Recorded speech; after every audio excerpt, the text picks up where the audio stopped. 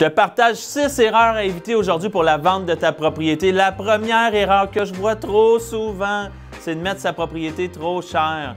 Donc souvent, j'ai des vendeurs qui me disent « Dominique, on va le mettre à un prix, puis on regardera qu'on reçoit des offres. » Qu'est-ce qui se passe dans un moment comme ça? C'est que souvent, on passe trop de temps sur le marché, on perd le momentum du marché, que les gens, quand ils font une offre, nous demandent la première question, « Ça fait combien de temps que tu es sur le marché? » On dit 3-4 mois, bang, les offres sont plus basses. Dans la majorité des cas, les offres que vous allez recevoir avec cette stratégie-là vont être inférieures à ce que vous vous attendiez d'avoir numéro 1 et probablement inférieures à la juste valeur marchande de la maison puisque le temps s'écoule dans la transaction. Donc, la bonne recommandation, bon prix tout de suite, jour 1. Deuxième chose, négliger l'état de la maison.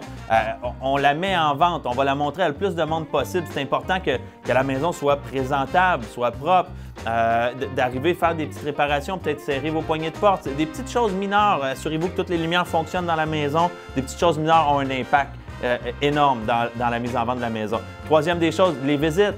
Trop souvent, on a des vendeurs qui veulent suivre les acheteurs à tout moment dans les visites, veulent être très, très présents, répondre à toutes les questions. Hey, il faut laisser le client respirer, laisser la place, laissez-les faire le tour. Si jamais il y a des questions, il va vous revenir. Si le client se sent compressé dans la maison, il ne voudra pas, un, vous poser les bonnes questions parce qu'il se sent coincé. Deuxièmement, il ne voudra pas aller plus loin ou prendre le temps qu'il a besoin pour faire la visite parce qu'il se sent pressé dans tout ça.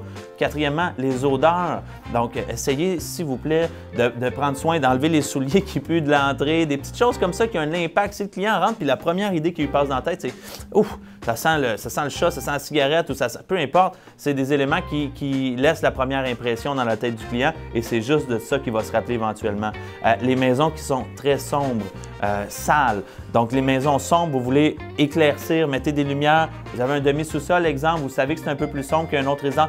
Rajoutez des lumières, rajoutez quelque chose que l'ambiance, ça semble confortable, qu'on sent à la maison, que c'est le fun. Et quand on dit sale, je ne dis pas de faire le ménage à tous les jours, mais de s'assurer d'avoir une maison présentable au moment où on a des visites. Puis dernièrement, rencontrer les bons courtiers immobiliers qui vont être capables de vous guider, donner leur juste. Peut-être d'aller vers un courtier qui va vous dire il faudrait faire ça, ça, ça, ça. Des fois, ça peut faire mal, mais ça vaut la peine, puis le résultat il est là. Pourquoi il peut vous donner son honnête opinion? C'est parce que c'est un expert du marché, un expert du secteur, puis il est habitué de faire des visites puis de vendre des maisons. Il sait exactement qu'est-ce que l'acheteur veut pas dans une propriété.